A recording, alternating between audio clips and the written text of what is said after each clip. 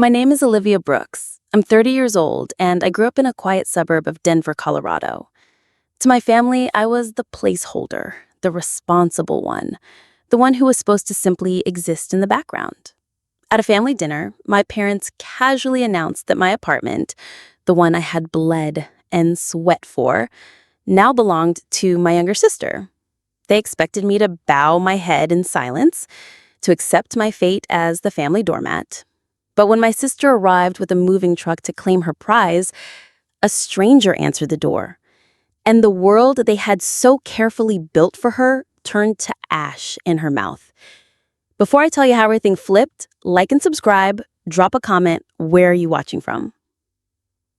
I was always the invisible one. It's a strange thing to grow up in a house full of people and feel like a ghost. My sister, Madison, is 3 years my junior, but in the family hierarchy, she was the queen. From the moment she was born, with a full head of blonde hair and a cry that commanded immediate attention, she was the sun around which my parents, James and Linda Brooks, orbited. I was just a distant, rocky moon, dutifully circling, never shining as bright, never receiving the same warmth. The favoritism wasn't subtle. It was the very air we breathed. I remember when I was 10 and Madison was 7. We were in the living room and Madison, in a fit of playful energy, knocked over a large ornate vase my mother had inherited from her grandmother. It shattered on the hardwood floor. Shards of porcelain flew like shrapnel. Madison's face crumpled, and she let out a theatrical wail. My mother was there in an instant, scooping her up, stroking her hair. "Oh, my sweet girl, it's okay," she cooed, casting a nervous glance at the mess. "Accidents happen, don't you worry." The broken vase was swept away, and the incident was never mentioned again. Later that same week, I was doing my homework at the dining room table, and a green crayon rolled off, leaving a faint 2-inch streak on the beige wallpaper. My father saw it that evening. There was no cooing, no gentle hand. I was grounded for a week. "You're old enough to know better, Olivia," he said, his voice laced with a disappointment that felt like 1,000 times heavier than the crime.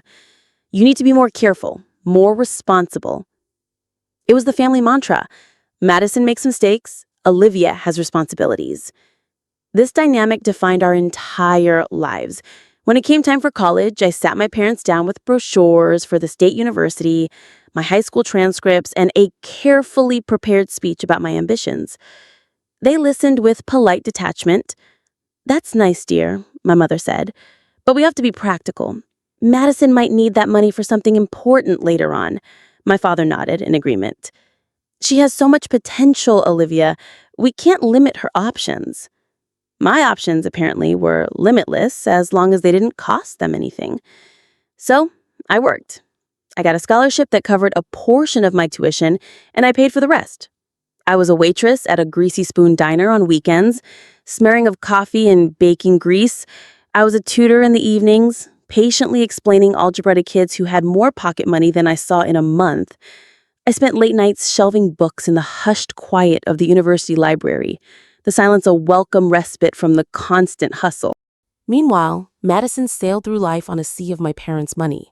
They paid her tuition at a private arts college, a tuition she wasted by changing her major 3 times before dropping out. They funded a study abroad trip to Europe that was nothing more than a 6-week-long party. She'd call me from a cafe in Paris, complaining about the quality of the croissants, while I was calculating if I had enough money for both rent and groceries. I never told her to shut up. I never told her how much I resented her. I just listened, the dutiful older sister, and let the bitterness settle deep in my bones.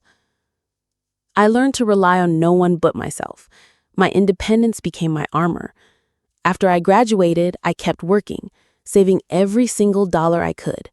I lived in a tiny shared apartment with 2 other girls, eating ramen noodles and driving a beat-up car that rattled every time it went over 50 miles per hour. But I had a goal. I wanted something that was mine, truly, irrevocably mine, something they couldn't dismiss or give away. By the time I was 26, I had done it. I had saved enough for a down payment on a small 1-bedroom apartment in a decent part of Denver. It wasn't in the fancy neighborhood Madison frequented, but it was safe. It was clean, and it was mine. The day I got the keys, I sat on the floor of the empty living room and cried. They were tears of exhaustion, of pride, of relief. Every scuffed baseboard, every outdated kitchen cabinet was a testament to my struggle and my victory. When I told my family, their reaction was lukewarm at best. "Oh, that's ambitious, Olivia," my mother said over the phone, her voice tinged with skepticism. "Are you sure you can handle a mortgage? It's a very big responsibility." My father was even more dismissive. "Independence is all well and good," he lectured, "but a woman needs a family to fall back on. Don't isolate yourself in that little box." Madison's visit was the worst. She walked through the rooms with a critical eye, her designer handbag slung over her shoulder. "Oh, it's so cozy, Olivia," she said, the word cozy dripping with condescension. "I guess it's a good starter place." She was already picturing how she would do it better, how her life was destined for grander things. I felt a chill then, a premonition. She wasn't just looking at my apartment, she was assessing it, as if it were an item in a store she might one day decide to own. For 4 years, that apartment was my sanctuary. It was where I came home after a long day, where I could finally breathe. It was my piece of the world earned with my own hands. I never asked my parents for a thing. Not for help with furniture, not for a dime for repairs. I did it all myself. And yet in their eyes, my independence wasn't an achievement. It was a pointless rebellion, an asset to be managed, an asset that, when the time came, could be reallocated to the one who truly mattered, Madison. The Sunday family dinner was a command performance I had learned to dread. I almost skipped this one. I had closed a big project at work, and the thought of celebrating my success by sitting through an evening of Madison's latest dramas and my parents' passive-aggressive jabs felt like a punishment. But my mother had called, using that sweetly manipulative tone of hers. "We never see you, Olivia. It's just a simple family meal." Guilt, as always, was her sharpest weapon. I relented. The moment I walked in, the air was thick with a strange, celebratory energy. My father was opening an expensive bottle of wine, the kind usually reserved for major holidays. My mother was humming as she took a perfectly roasted chicken out of the oven. Madison was lounging on the sofa, scrolling through her phone, a smug, self-satisfied smile on her face. My aunt and uncle were there too, which was unusual for a simple Sunday. A warning bell went off in my head, but I ignored it. I took my seat at the end of the table, the unofficial spot for the family's second-class citizen. The small talk was excruciating. It all revolved around Madison. Madison's new boyfriend. Madison's brilliant idea for an online boutique. Madison's plans for the summer. I ate my chicken, offered non-committal hums of agreement, and felt myself slowly disappearing. Finally, my father placed his wine glass down with a decisive clink. He cleared his throat, commanding the room's attention. This was it, the grand announcement. I braced myself, expecting him to declare he was funding Madison's latest whim. The truth was so much worse. "Olivia," he began, his voice smooth and authoritative, the voice of a man who has never been told no. "Your mother and I have been talking, and we've made a decision. It's time to be fair." He paused, letting the words hang in the air, a benevolent king about to bestow a great gift. "Madison will be moving into your apartment next month." The world stopped. My fork, halfway to my mouth, clattered onto my plate. The sound was like a gunshot in the sudden, thick silence. I stared at him, my brain refusing to compute. My apartment? Madison? It made no sense. It was like he had just announced the sky was green. My mother jumped in, her voice a syrupy tide of reason. "You'll find something else, dear," she said, as if I had merely misplaced my keys. "You don't need to live there anymore. Madison deserves a fresh start, and she really loves your location.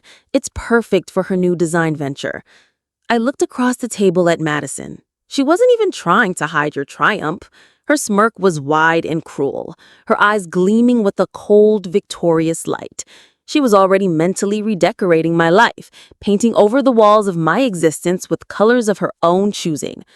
I finally found my voice, though it came out as a strangled whisper. That apartment is mine. I bought it with my money. My father waved his hand dismissively, as if swatting away a fly. Family property belongs to the family, Olivia. We've decided it's for Madison. It's not family property, I insisted, my voice gaining a desperate edge. The deed is in my name. The mortgage is in my name. I paid for it. Don't be so dramatic and selfish, Olivia, my mother scolded, her sweet facade cracking to reveal the steel beneath her. We're just trying to help your sister. You always have to make things so difficult. My uncle chimed in from across the table. She's right, Olivia. Family helps family. You had your fun with it. Now it's Madison's turn. Madison let out a condescending little laugh. It's really sweet that you're so attached to it, Olivia, but it's time to grow up, isn't it? You can't live in a tiny starter apartment forever. The laughter from my aunt sealed it. They were all in on it. This wasn't a suggestion. It was a verdict. They had held a trial without me, found me guilty of having something Madison wanted, and sentenced me to forfeiture. Rage, cold and pure, washed over me. But I knew with the sudden, gut-wrenching certainty that fighting was pointless. Yelling would only make them see me as hysterical. Crying would be a weakness they'd enjoy. I stood up. My chair scraped loudly against the floor, the sound grating in the now silent room. I didn't say another word. I didn't look at any of them. I turned and walked out of the dining room, down the familiar hallway, and out the front door into the cool night air. The door clicked shut behind me, and in that sound, I heard the final, definitive severing of a bond I foolishly thought still existed. My heart, my hope, it all shattered right there on my parents' welcome mat. The drive home was a blur of hot tears and streetlights that smeared into long, painful streaks. I stumbled into my apartment, and the reality of their betrayal hit me with the force of a physical blow. This place, my sanctuary, now felt violated, tainted. I looked at the sofa I'd saved for 6 months to buy, the bookshelf I'd painstakingly assembled myself, the single perfect orchid on my windowsill. I imagined Madison's hands on everything, tossing my belongings into boxes, replacing my quiet, ordered life with her chaotic, entitled mess. I didn't sleep that night. I paced the floor of my living room, the anger and hurt churning inside me like a storm. For hours, I cycled through despair. They had won. They had always won. I was powerless. I could hire a lawyer, but that would be a long, ugly, and expensive fight. They would drag my name through the mud, paint me as the ungrateful, mentally unstable daughter. They had more money, more connections. I was just a girl with a mortgage. But then, as the first gray light of dawn began to creep through my window, something shifted. The despair began to burn away, leaving behind something harder, colder. Resolve. They expected me to fight them on their terms, with yelling and tears. They expected me to eventually break and give in. They had underestimated me my entire life, and they were underestimating me now. They saw me as emotional. They didn't see that years of being ignored had made me strategic. I wasn't going to fight them. I was going to erase them from the equation. The next morning, my eyes gritty from lack of sleep, I made 2 calls. The first was to a woman named Sarah, the sharp, no-nonsense lawyer who had handled my closing. "Sarah, it's Olivia Brooks," I said, my voice surprisingly steady. "I need to sell my apartment, and I need it done yesterday." There was a brief pause on the other end. Sarah was shrewd. She had met my parents briefly during the closing process 4 years ago. "Let me guess," she said, her tone dry. "Your family is involved." "They've decided to give my apartment to my sister," I said flatly. She let out a short, humorless laugh. "Of course they have. Okay, Olivia, let's get ahead of this. We'll do it fast and we'll do it quietly." My second call was to Mark, a real estate agent known for his efficiency. I explained the situation, emphasizing the need for speed and discretion. "It's a seller's market," he said, all business. "We price it competitively, we can have it under contract in a week. Cash buyers are circling. Are you sure about this?" "I've never been more sure of anything in my life," I told him. And so the quiet plan was set in motion. While my family was busy planning Madison's future in my home, I was dismantling it. Mark worked miracles. He arranged a handful of private showings, all while I was at work. Within a week, we had a fantastic, all-cash offer from a retired couple looking to downsize. We closed in 2 weeks. It was a whirlwind of paperwork, signatures, and quiet, frantic energy. During those 3 weeks, I played the part of the defeated daughter. I had to attend another family dinner. It was torture. "Have you started packing yet, dear?" my mother asked, her voice dripping with false concern. "It's a process," I replied vaguely, looking down at my plate. They took my silence as submission. Madison was insufferable. She had paint swatches with her. "I'm thinking a lavender for the bedroom, Olivia. It's very calming. You always had such boring colors." "That sounds nice," I said, my voice a monotone. A few days later, my mother called. "Olivia, honey, I need the measurements for the living room window. Madison found the most gorgeous custom curtains online, but they're final sale." I felt a surge of wicked satisfaction. "Sure, Mom, let me find the measuring tape." I gave her a set of completely random numbers. The final insult came via text from Madison. It was a photo of an outrageously expensive, hideous floor lamp shaped like a golden palm tree. The text read, "OMG, isn't this perfect for the corner by the window?" I looked at the photo, at the sheer, unadulterated entitlement it represented. She was spending a fortune on a lamp for a home that wasn't hers, that she hadn't earned, that she was simply taking. I replied with a single thumbs-up emoji. While they were picking out curtains and lamps, I was signing the final closing documents. The money from the sale was wired directly into my account. And with Sarah's help, I had already found another place, a newer, bigger, 2-bedroom condo in a secure building across town. I put down a massive down payment and set up a trust, adding layers of legal protection that would make it untouchable. The deed was in my name and my name alone. The day of reckoning arrived. Madison, brimming with excitement, pulled up to my old building in a U-Haul truck. Her new velvet sofa was packed inside, along with boxes filled with her unearned dreams. My parents had given her their spare key to my apartment, a key they had no right to possess. With a triumphant smile, she walked up to the door that had once been mine, slid the key into the lock, and turned. It opened. She pushed the door inward, ready to step into her new life, and stopped dead. The apartment wasn't empty. It was fully furnished, but not with my things. Standing in the middle of the living room, a cup of coffee in her hand, was a woman in her 60s. A man who was presumably her husband was sitting in an armchair reading the newspaper. They both looked up, startled by the intrusion. "Can we help you?" the woman asked, her brow furrowed in confusion. Madison's smile evaporated. Who are you? What are you doing here? This is my apartment." The couple exchanged a bewildered look. "I think there's been a mistake," the man said gently, lowering his paper. "My wife and I bought this apartment. We closed 2 weeks ago. This is our home." Madison's face turned white.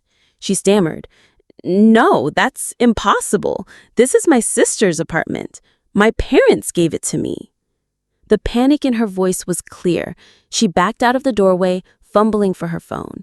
Her fingers trembled as she called my mother, her voice a shrill, hysterical shriek that echoed down the hallway. "Mom, there are strangers in Olivia's apartment. They say they live here. They won't let me in." My mother, undoubtedly thinking the new owners were squatters, immediately called my father. Within 20 minutes, they both stormed over to the apartment building, their faces thunderous, ready to wage war on behalf of their precious daughter. They confronted the bewildered couple, blustering about family property and demanding that they leave immediately. The new owners, calm and unruffled, simply showed them the deed, the legal, notarized, ironclad proof of sale. My parents stared at the documents. They stared at the couple's names. They stared at my signature at the bottom of the page. The anger on their faces slowly melted away, replaced by a dawning, horrified confusion. That's when my phone rang. I was in my new condo, unpacking a box of books. I saw my father's name flash on the screen and took a deep, steadying breath. This was it. "Hello, Dad," I answered, my voice a sea of tranquility. "Olivia!" he roared, his voice cracking with rage. "What in God's name have you done? Madison is here and there are people in your apartment. They say you sold it." "That's right, I did," I said calmly. You what? You can't do that. That is a family asset. We told you it was for Madison." "It was never a family asset, Dad," I replied, my voice as cool and clear as ice. "It was my asset. I bought it. I paid the mortgage. I owned it. And so I sold it." There was a stunned silence on the other end. I could hear my mother start to wail in the background. "Olivia, how could you do this to your sister, to your family, after everything we've done for you?" "Everything you've done for me?" I asked, and for the first time, a tremor of real emotion entered my voice. "You have never done anything for me. You did it all for Madison. Now you can continue. You can find her a place to live. You can buy her furniture. You can fund her design venture."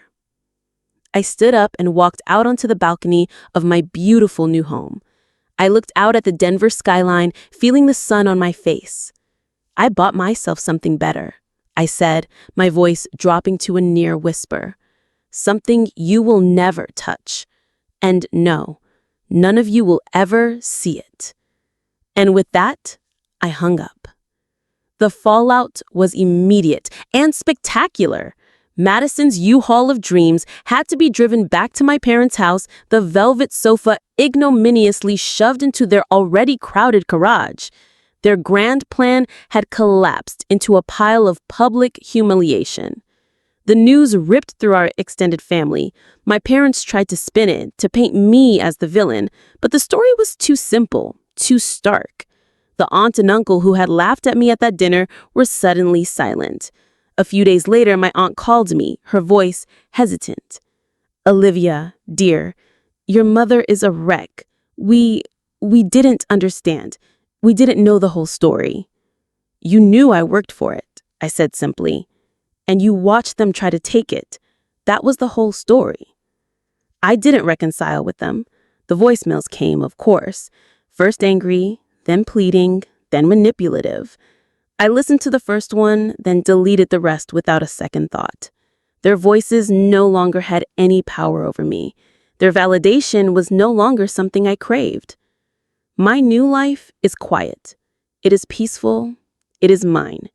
Sometimes I sit on my balcony with a cup of coffee, looking out at the city, and I think about that girl who felt like a ghost in her own family. She's not gone. She's the foundation upon which I built this new life. She's the steel in my spine. They thought they could break me, but they only taught me how to build something stronger, somewhere they could never reach. Have you ever had a family try to take something you worked hard for? How did you handle it? Share your story in the comments. Don't forget to like, subscribe, and join for more stories of betrayal, revenge, and poetic justice. Because sometimes silence is the sharpest blade.